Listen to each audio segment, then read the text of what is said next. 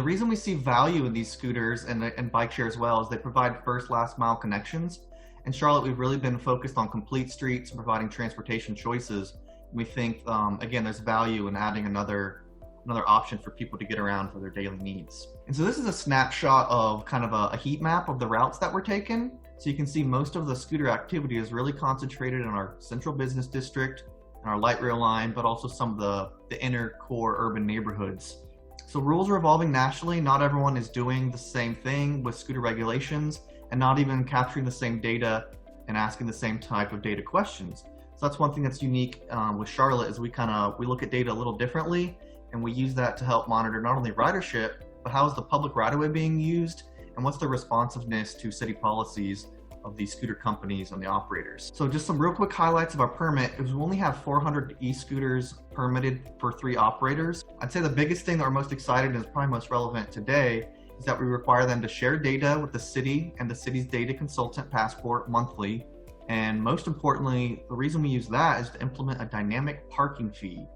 So instead of a per trip fee or even a per scooter per year fee, we're really charging the scooter companies for the use of the public right-of-way. So it's essentially a parking fee, very similar to on-street parking, and it's demand-based based on the zones. You'll see in red, we also have what we call a penalty zone or a automatic enforcement zone. The penalty zone that David's talking about there is actually an order of magnitude higher really for the scooter companies. And the idea is that we highly disincentivize, parking the vehicles there. And we've worked with the companies for them to geofence that in their app as well. So they've worked very closely with us to integrate that, not only the relationship that we have with Passport, but also the coordination with the scooter companies to get on board with the system that we have in place. And so what we do is we reach out and we look at the MDS provider feed. When a user gets off a scooter, we know that the trip is ended, and so we can actually kind of make the very obvious connection there that therefore a parking session has started. Kind of gets us over into the middle of the diagram here.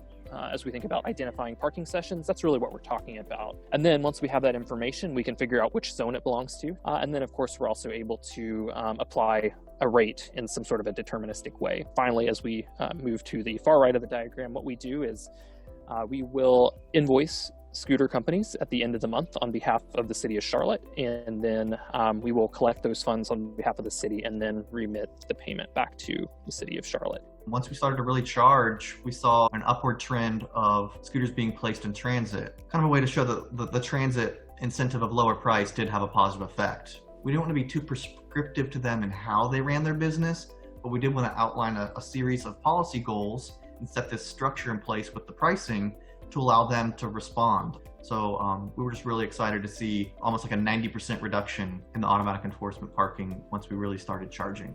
So here's a snapshot of a dashboard that Marcus and his team have built for us that really talks about the number of average units that are deployed, as well as the parking sessions and some more trip-based data like what's the average utilization. And I think the parking data, as well as some of this deployment and utilization data, helps us to understand how the scooters are being used and are they complying with some of our overall policy goals.